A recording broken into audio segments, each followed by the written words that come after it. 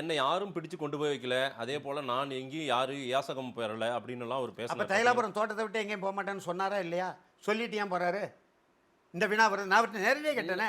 இன்னைக்கு அன்புமணி ராமதாஸ் சொல்றாரு, மருத்துவர் ராமதாஸ் அவர்களை தவறான வழி பாதையில கொண்டு போறாங்க. ஒரு சிலர் ஒரு 2, 3 பேர் அங்க இருக்காங்க. அவர்கள் அவரை 87 அகவை முதிர்ந்த ஒரு மாபெரும் தலைவர். 1000 கருத்து வேறுபாடுகள் இருந்தாலும் நாட்டின் பிரதமர் நரேந்திர மோடி மதிக்கக்கூடிய ஒரு ஜனநாயக கட்சி தலைவர். அவரை யாரும் அப்படி மடைமாற்ற முடியுமா? திசை திருப்ப முடியுமா? அவருக்கு அறிவுரை சொல்ல முடியுமா? நாங்களே இப்போ இந்த நிலையில் ஏதாவது சொல்லணும்னா 1000 முறை சிந்தித்து போய் ஒரு அந்த சொற்களை கூட எண்ணிக்கொண்டு பேசுகிற நிலையில் இருக்கிறோம். அவர் பேசணும்னு உணர்வோடு போனால் கூட ஐயாவுடைய முகத்தையும் உருவத்தையும் பார்த்து விட்டு மூச்சு தான் வருது, பேச்சு நமக்கு வரமாட்டேன். அவருக்கு போய் யாராவது அறிவுரை சொல்ல முடியுமா? சரிங்க, மகன் காலம் இது அடுத்த தலைமுறை வந்துட்டாரு.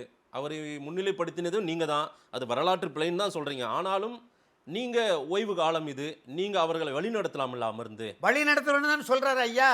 செயல் தலைவரா போடுறேன், நான் சொல்ற வேலையை செய்ய. தலைவர்னு போட்டு தறுபடியும் ஒரு டீ தலைவர்னு போட்டு கட்சி அதல மேல இது ஒரு டீ ப்ரமோஷன் போய் அது எப்படி அது கட்சி தொண்டர்கள் அக்செப்ட் பண்ணுவாங்களா? நீங்க தனி நபர் இதை பார்க்க கூடாது. அன்புமணியினுடைய வளர்ச்சி, அன்புமணி அந்த கட்சியினுடைய ஃபிகருங்க. அவர் ஒரு முக்கியமான முகங்க. சரிங்களா? இரண்டாவது முகம் தான் அவரு, முதல் முகம் சரிங்க. ஐயா தான் அவர் போய் டீ ப்ரமோஷன் பண்றேன்னா அது சரியா வருமா? சரி, நீங்க வளர்ச்சி ஒரு தனியார் நிறுவனத்தை எடுத்துக்கொள்வோம். ஒரு மேலாளத்தை ஒப்படைக்கிறாங்க, லாபகரமாக இயங்கி கொண்டிருக்கு. திடீர்னு நட்டத்தில் போச்சுன்னா மேலாளர் மாற்றுவாங்களா மாற்ற மாட்டாங்களா? எந்த முதலாளி லாபத்தை நோக்கி பயணிப்பானா நட்டத்துக்குள்ள எவ்வளோ நட்டம் வந்தாலும் பரவாயில்ல, இவர் பேர் பெற்றவர், புகழ் பெற்றவர், இவரே மேலாளராக இருக்கட்டும்னு யாராவது அனுமதிப்பாங்களா?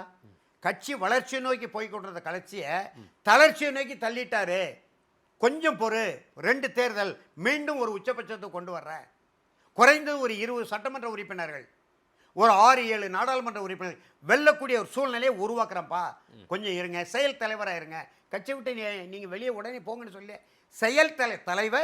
செயல் தலைவராயிரு, நான் வழிகாட்டுறேன், கட்சியை வளர்ச்சி பாதை கொண்டு வந்துட்டு மறுபடியும் நீ